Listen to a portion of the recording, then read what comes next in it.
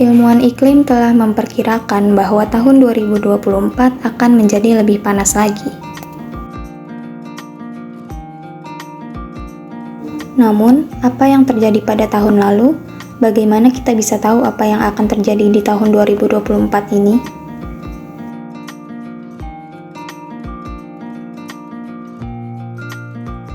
Apa yang perlu kita lakukan agar rumah kita tidak terasa panas?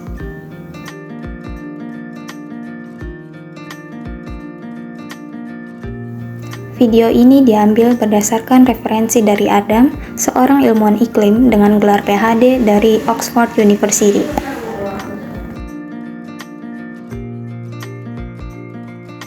Video ini akan membahas apakah 2024 akan menjadi tahun terpanas yang pernah tercatat. Tahun 2023 adalah tahun terpanas yang pernah tercatat. Manusia pernah mengukur dan mencatat suhu di banyak tempat di dunia.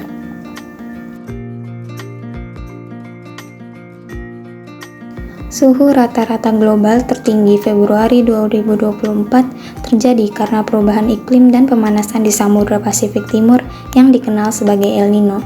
Para ilmuwan meyakini fenomena El Nino dan bahan bakar fosil jadi pemicu utama perubahan iklim tersebut.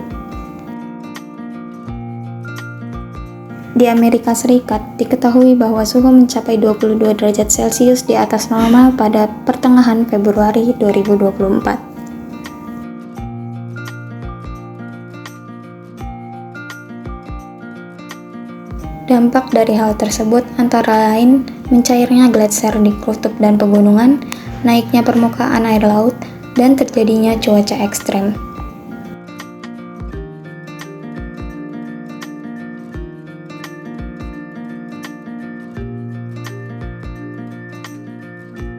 Sedangkan bagi negara kita Indonesia, hal tersebut dapat menyebabkan kebakaran hutan dan gagal panen.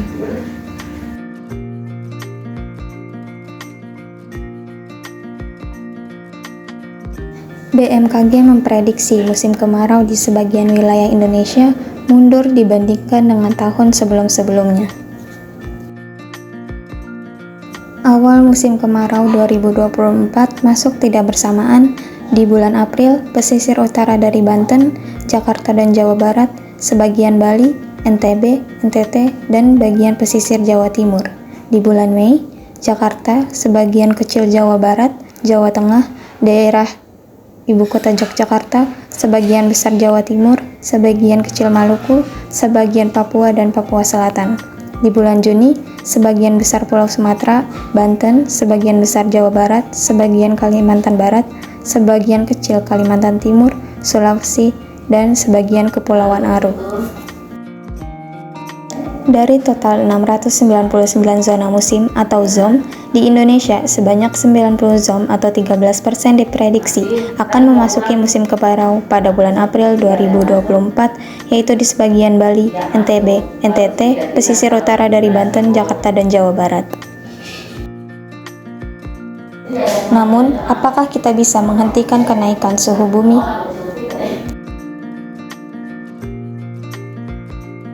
Guswanto, Deputi Bidang Meteorologi BMKG mengatakan bahwa dalam beberapa hari terakhir aktivitas fenomena atmosfer yang cukup berpengaruh terhadap peningkatan curah hujan.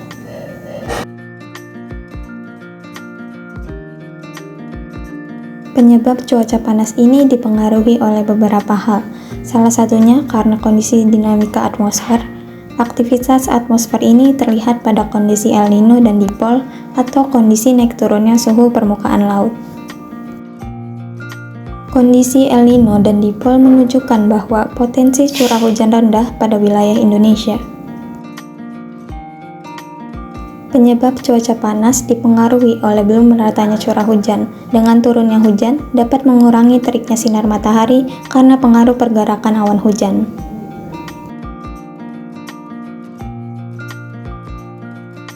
Pemanasan global nyaris tidak bisa dihentikan. Hal tersebut disebabkan karena banyaknya senyawa ini yang terus memenuhi langit bumi dan membuatnya semakin menjadi panas. Jumlah emisi gas rumah kaca yang dihasilkan manusia karena menggunakan bahan bakar fosil mencapai 37 gigaton.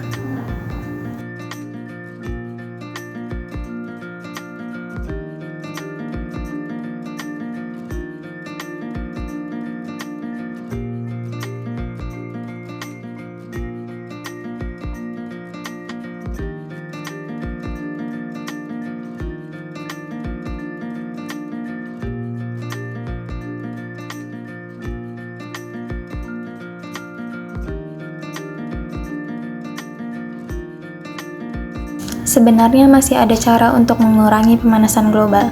Ilmuwan banyak yang sepakat bahwa cara terbaik untuk mengurangi pemanasan global adalah dengan mengurangi emisi gas rumah kaca.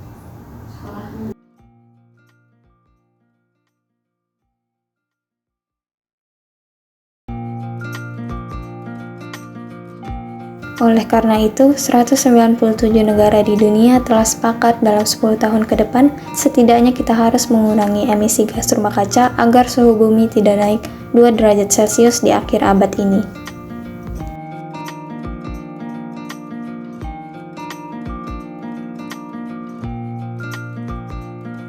Karena, walaupun manusia di abad ini menghentikan karbon dioksida ke udara, bumi masih akan tetap memanas.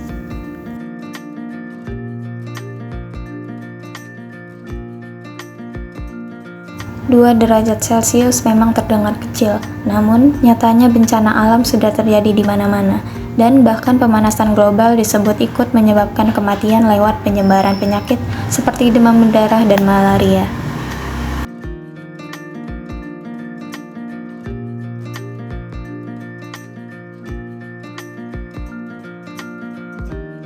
Menurut saintis, bumi memang tidak akan langsung berakhir, tapi kemungkinan semua bencana ini akan terjadi lagi dan bahkan jauh lebih sering.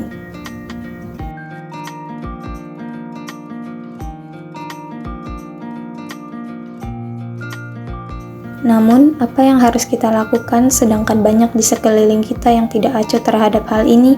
Sedangkan Jakarta mungkin saja bisa tenggelam di tahun 2050 apabila permukaan air laut terus menambah tinggi karena pemanasan global.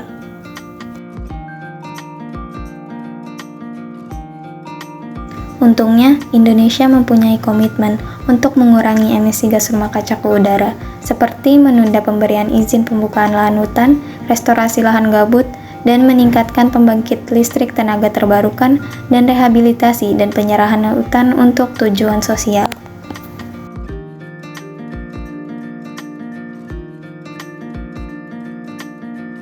Info penting untuk para petani dan pengusaha bidang pertanian hortikultura memasuki Maret 2024 ini, cuaca panas sudah terasa di Indonesia. Namun, Badan Meteorologi, Klimatologi, dan Geofisika atau BMKG mengingatkan potensi perubahan cuaca. BMKG prediksi fenomena La Nina atau hujan ekstrim akan terjadi di semester 2 tahun ini.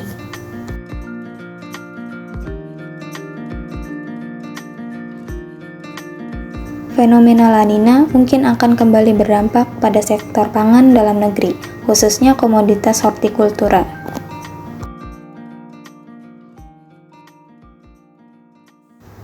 Disampaikan Koordinator Bidang Analisis Variabilitas Iklim Badan Meteorologi, Klimatologi, dan Geofisika Indonesia, Supari, Selasa 5 Maret 2024.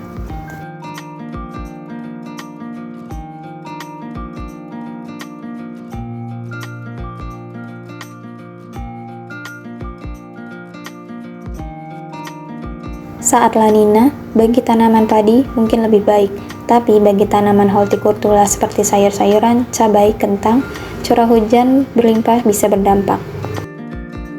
Dalam 10 tahun terakhir, kondisi perubahan iklim ekstrim memang menjadi tantangan di sektor pangan dalam negeri.